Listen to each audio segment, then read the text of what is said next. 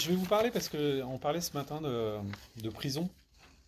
Je vais vous parler d'un livre un petit peu étonnant parce que je crois que vous avez une collègue bibliothécaire qui visite la prison de je sais pas où, de Briançon, De Gap. de Gap.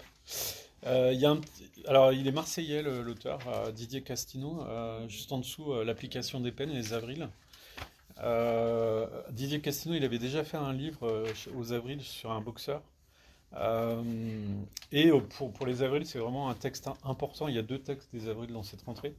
Les avrils, c'est ceux qu'on fait on en parlait tout à l'heure, la petite bonne. La petite bonne. Donc c'est une maison d'édition, moi que j'aime bien et que je suis depuis qu'elle existe depuis le Covid. Et l'application des peines, vous verrez, c'est un texte très étonnant qui est nourri par une expérience réelle.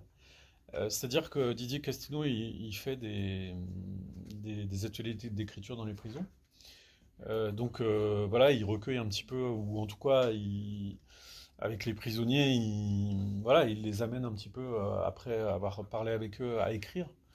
Et il se trouve il a été en conversation avec un homme de longs moments sur son histoire et sur un point de son histoire un peu étonnant. C'est-à-dire que cet homme, un jour, est sorti de prison après 30 ans de prison, quasi.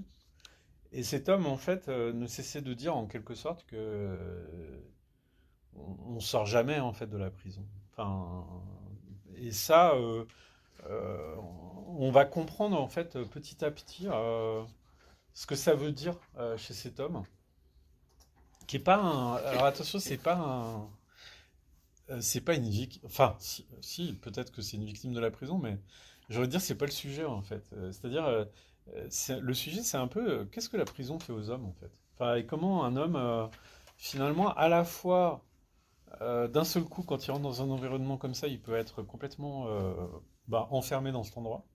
Et comment finalement il peut aussi faire son nid dans cet endroit jusqu'à ne plus avoir le besoin d'en sortir en fait, parce qu'il y a trouvé ses marques et ses peut-être des amitiés, peut-être une manière de vivre, voilà. Et ce livre, alors comme je vous dis à la base, il y a un échange, il y a une conversation. Didier Castino, il a trouvé une manière assez habile de faire le bouquin, c'est-à-dire que ça aurait pu être une espèce de monologue d'un type qui raconte voilà, son histoire. Sauf que c'est à la fois un monologue et une conversation.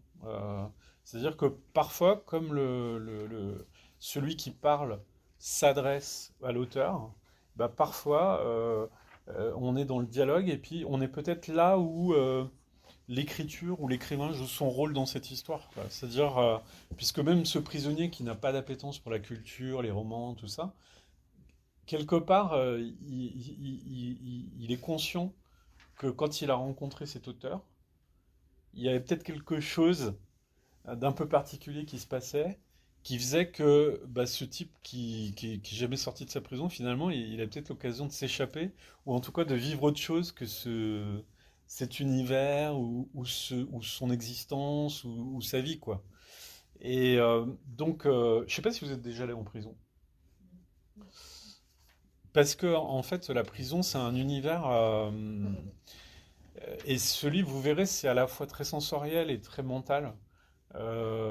C'est-à-dire que il y a déjà des livres en littérature qui parlent de la prison et qui sont assez impressionnants.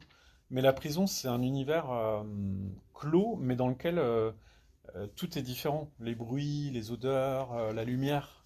Et du coup, la singularité de cet endroit, quelque part, tac, ça vous englobe en fait. Comme si on vous changeait, on vous mettait un habit de prison et puis vous devenez un prisonnier, quoi, hein, en quelque sorte.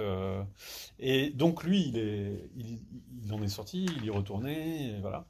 Et il dit aussi le rapport à l'extérieur, hein, une petite amie qu'il avait à l'époque, ses parents, son père qui supporte pas ce qui s'est passé, sa mère qui essaye d'arrondir les angles, lui qui n'a rien fait pour ne pas y retourner, hein, ouais. Enfin, vous verrez, il est con parfois, hein. Non, mais il peut être un peu raciste, il peut être un peu brigand, mais il est assez franc, il est assez sincère.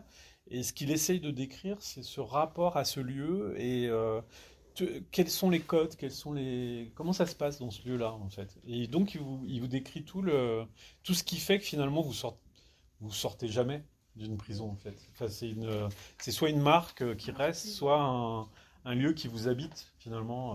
Voilà. Donc, c'est un livre intéressant. Mais même dans l'écriture, hein, j'ai envie de dire, ça a vraiment à voir avec la littérature.